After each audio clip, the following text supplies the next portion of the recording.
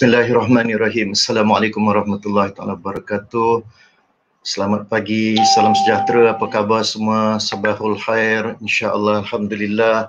Syukur kita kehadrat Allah Subhanahu Wa Taala. Bertemu kita lagi pada 20 pagi 26 Ramadan 1442 Hijrah bersamaan 8 Mei 2021 di dalam sekali lagi siri bersama dengan saya pada 10 hari terakhir di bulan Ramadan, iaitu segmen panggilan terakhir Ramadan, #Ramadan Last Call.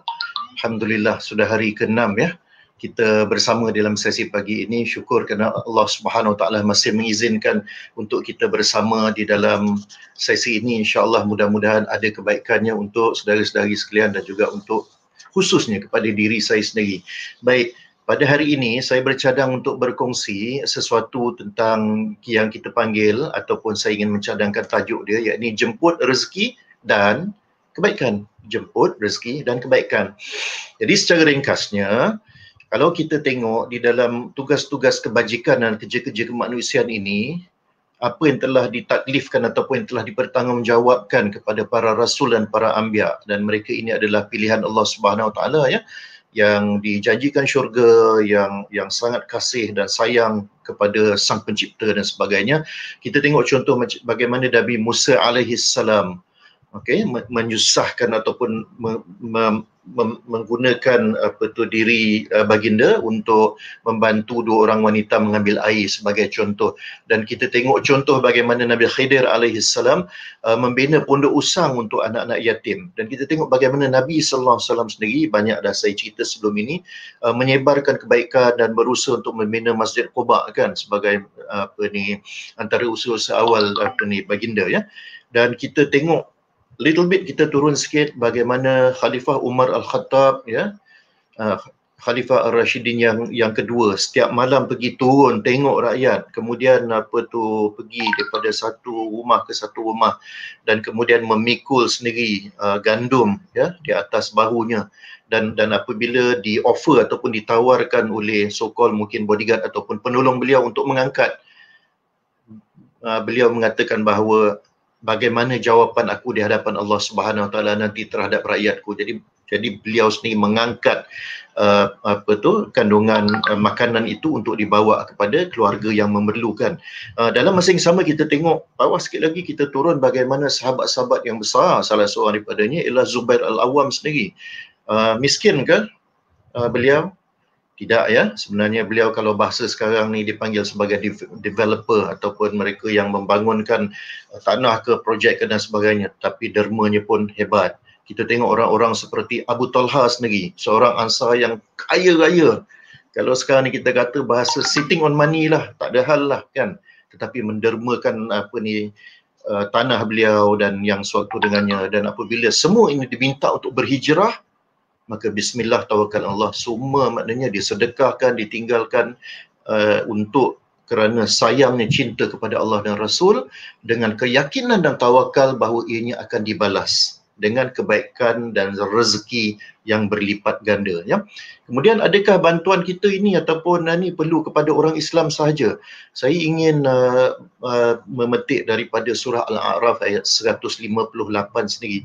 Ya ayuhan nas inni rasulullah ilaikum, yang bermaksud hai manusia, sesungguhnya aku adalah utusan Allah kepada kamu semua, kepada kamu semua. Bagaimana Allah Subhanahu Wa Taala mengiktiraf Rasulullah SAW itu adalah sebenarnya rasul kepada seluruh alam, kepada semua tanpa mengira batasan yang mungkin kita terfikir pada hari ini. Jadi persoalannya, orang-orang yang cinta akhirat ini, di akhirat ataupun yang mindset dia ataupun kerangka pemikiran dia ialah pemikiran akhirat, mereka ni ada kuasa tak?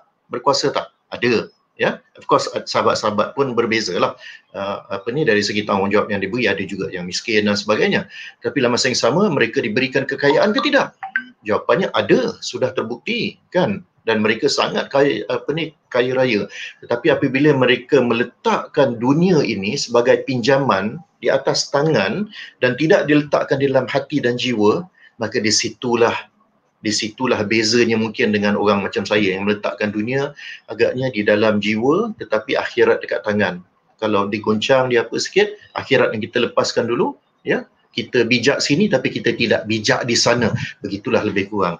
Baik, jadi kan daripada apa yang kita dapat peringatkan pada diri kita dan khususnya kepada diri saya sendiri di dalam sesi kali ini, saya nak bawa sikit tentang ceritalah pengalaman saya dan juga rakan-rakan menguruskan tentang pelarian Syria.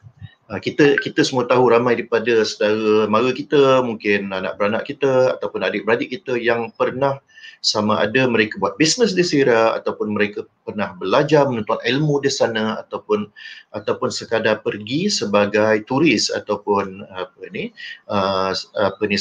sebagai tetamu. Kita tahu ia adalah negara yang sangat cantik, ya, dan sangat subur, dan of course banyak kubur-kubur makam-makam para sahabat tabi'in yang berada di sana, ya, bumi yang penuh dengan barakah dan sebagainya. Tetapi apabila Allah Subhanahu Wa Taala menguji pada tahun 2011, lebih kurang pada bulan Mei, berlakunya sedikit krisis yang asalnya sangat kecil yang berlaku di Bandar Darak.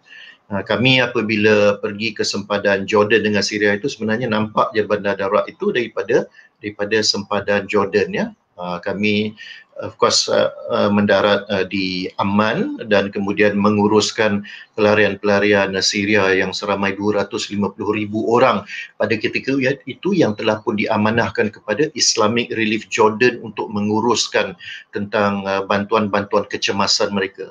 Jadi apa yang berlaku, saudara-saudari, sahabat-sahabat sekalian, sehingga ke hari ini krisis itu sudah pun menjadi sangat besar. Dia sudah pun menjadi antara krisis kemanusiaan yang terburuk di abad ini, mungkin di bawah sikit daripada Yemen, apabila ramai rakyat mereka dan juga pelarian Palestin, pelarian lain yang memang berada ataupun mendapat perlindungan di Syria itu sendiri terkesan oleh kerana konflik tangan-tangan manusia yang pelbagai pihak. Akhirnya mereka yang tidak berdosa, mereka yang orang biasa dan sebagainya terkesan, menyebabkan kehidupan terkesan, bisnes terkesan dan sebagainya. Secara ringkasnya, Islamic Relief sudah pun membantu dan membelanjakan lebih daripada 350 juta pound sterling. Kalau lebih kurang, anggaran kasar lebih kurang 2 bilion, 2.5 bilion ringgit yang telah kita, alhamdulillah, daripada infak dan juga daripada sedekah, daripada apa yang telah diberikan oleh saudara-saudari sama ada daripada Malaysia ataupun daripada negara lain, ya. So kita combine sebagai keluarga Islamic Relief secara global, itulah yang sudah kita belanjakan.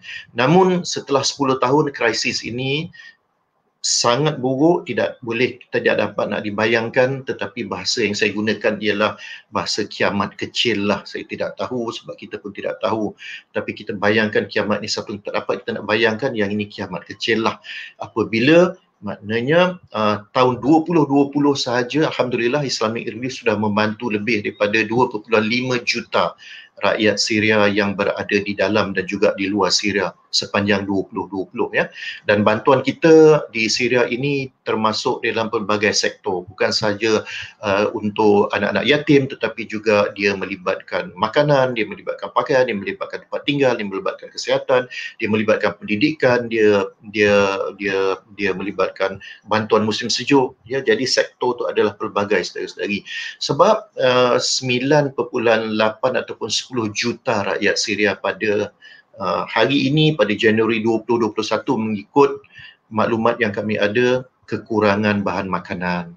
Sebab itulah pack rezeki Ramadan kita itu juga sangat penting, ya. Kemudian sekarang ni kita sedang mengusahakan satu projek yang mana insya-Allah kita nak mereka bercucuk tanam balik. Kita mengenal pasti satu kawasan sebesar lebih kurang 300 hektar untuk lebih kurang 700 orang keluarga yang berada di Aleppo untuk ditanam gandum, sebab rakyat Syria mereka makan roti dan roti ini adalah daripada gandum, ya.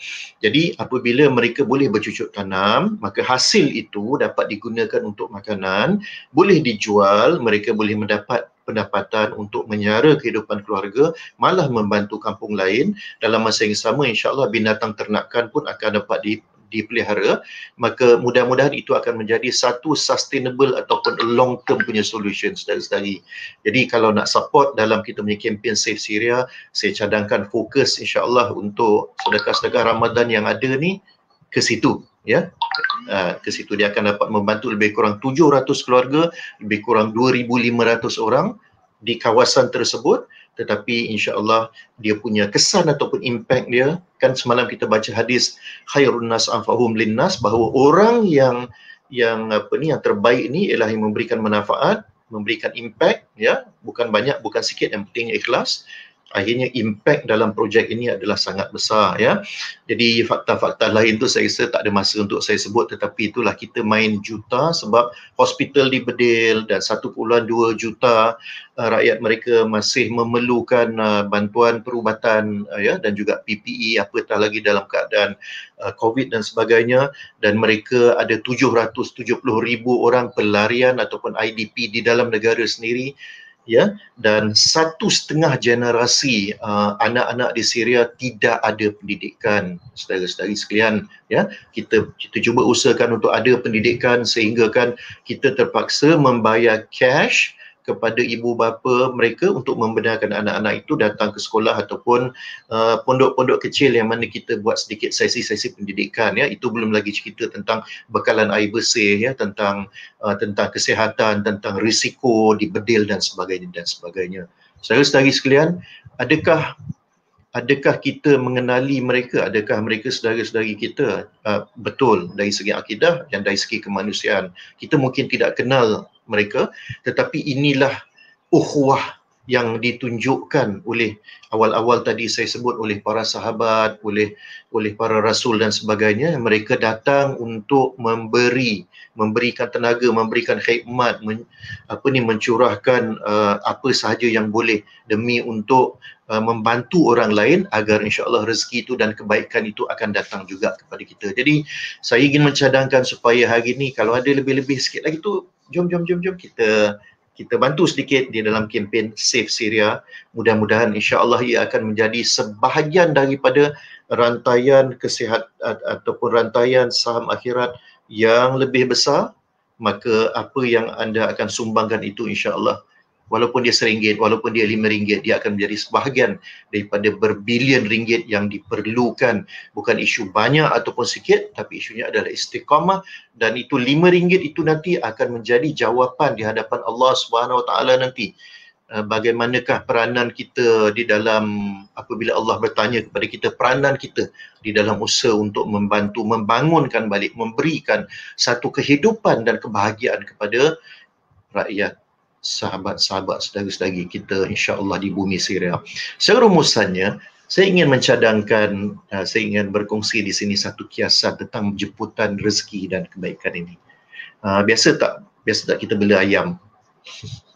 Saya sempatlah semasa kecil-kecil dulu memang ada pengalaman membela ayam, ya. Belajar daripada arwah nenek saya. So lebih kurang macam ni. Cuba kita bayangkan, kalau kita nak tangkap ayam, kita tak boleh kejar. Kalau kita kejar ayam tu, kita akan penat. Dan orang macam saya akan semput lah. Memang tak dapat lah ayam tu lagi, kan. Tetapi saya ingin mencadangkan, kita cuba fikir untuk kita taburkan beras ataupun kita taburkan dedak untuk makanan. Maka insya-Allah ayam itu akan datang. Okey? Ayam itu akan datang sebab dia akan makan apa tu. Kalau kita nak pelihara rama-rama yang cantik dan indah itu, kita jangan tangkap. Nanti kalau kita tangkap, sama ada dia terbang ataupun salah-salah ni, dia akan mati. Okey? Tetapi sebaliknya, kita tanamlah bunga. Kita tanam bunga, maka bila ada bunga, maka kupu-kupu ini, rama-rama ini akan datang. Dan dia datang, dia akan bentangkan sayap dia akan hinggap, dan insya-Allah suasana akan menjadi cantik, dan rama-rama ini pun akan mendapat madu ataupun nektar daripada bunga tersebut. Bukan itu sahaja, kawan-kawan yang lain pun akan datang juga, seperti pepatung lebah, akan menambahkan warna-warni dan memberikan kebahagiaan kepada keadaan rumah kita di taman itu dan sebagainya. Jadi kan, cerita pasal rama-rama dan ayam pada pagi Sabtu ini kan, macam itulah juga rezeki, saudara-saudari. Kalau kita nak rezeki datang, maka bersedekahlah. Kita nak rezeki datang, nak kebahagiaan datang, maka bersedekahlah. Okey? Dan insya-Allah nanti rezeki itu akan datang menghampiri kita. Apatah lagi dalam bulan Ramadan ini. Sama jugalah dalam kehidupan kita, saudara-saudari. Kalau kita nak kebahagiaan dan keuntungan, maka tanamlah kebaikan demi kebaikan, kejujuran demi kejujuran. Maka insya-Allah akan datanglah balik kebahagiaan dan keuntungan itu sebagai anugerah yang terus daripada Allah Subhanahu Wa Taala. Kan? Jadi sebelum ni saya ada pernah sebutkan kiasan kepada seorang petani, kan. Jadi orang-orang akhirat ni mereka sangat sibuk sebenarnya, ya, bercucuk tanam, ya, kebaikan demi kebaikan, ya, kebaikan demi kebaikan, barakah demi barakah, kan, kebahagiaan demi kebahagiaan, supaya mereka akan enjoy, mereka akan menikmati kehidupan dan kebahagiaan dan kebaikan dan rezeki yang berkekalan di akhirat nanti, insya-Allah. Jadi dengan itu, InsyaAllah, begitulah lebih kurang ringkasan saya. Ingat tu kupu-kupu, ya, rama-rama dan juga ayam itu, bagaimana insyaAllah rezeki itu boleh datang. Jadi jom bersama-sama, apa kata pada hari ini kita bersedekah untuk save Syria. Mudah-mudahan ia akan menjadi sebahagian daripada kebahagiaan dan juga kebaikan yang akan datang kepada kita, khususnya di dalam bulan Ramadan ini, yang akan menjadi penjana kepada perjalanan kehidupan kita untuk 11 bulan yang akan datang. Jadi insya-Allah dengan itu jangan lupa besok 7.15 pagi insya-Allah dalam masa yang sama kita akan berjumpa lagi di dalam panggilan terakhir Ramadan #Ramadan Last Call. Wabillahi taufiq wal hidayah. Assalamualaikum warahmatullahi wabarakatuh. Jumpa lagi. Assalamualaikum.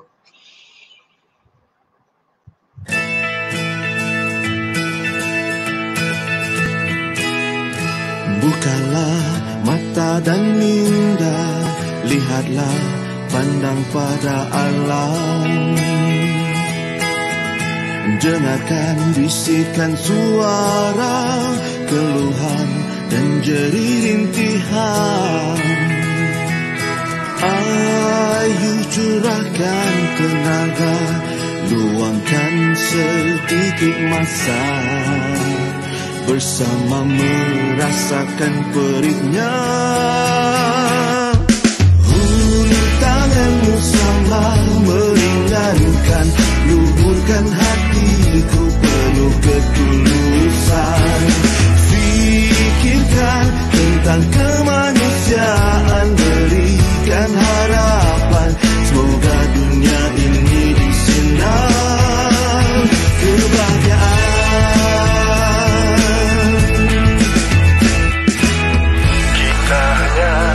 Insan biasa yang lemah, mereka juga alfa, sering diuji dunia yang penuh hayal pancaroba. Namun janganlah engkau sampai berputus asa, teguhkanlah merentas gelora. Ulur tanganmu sama meringankan, luburkan hatiku penuh ketulusan. Fikirkan tentang kemanusiaan, berikan harapan, moga dunia ini disinar kebahagiaan. Sebarkan kasih dan sayang, walau hanya